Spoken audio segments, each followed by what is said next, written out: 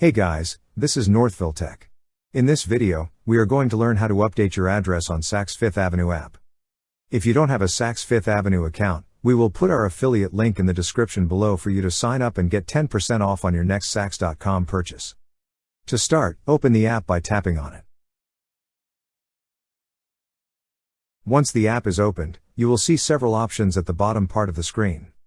Tap on the option that says Account.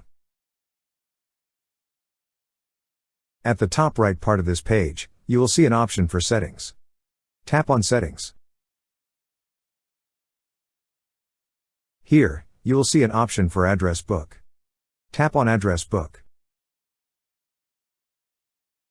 On this screen, you will see your current default address. Tap on your current default address. Then a Remove option will appear. Tap on Remove. Now that your current address has been removed, you need to add a new one to update it. To proceed, tap on Add a new address. On the fields provided, enter the new address you wish to use.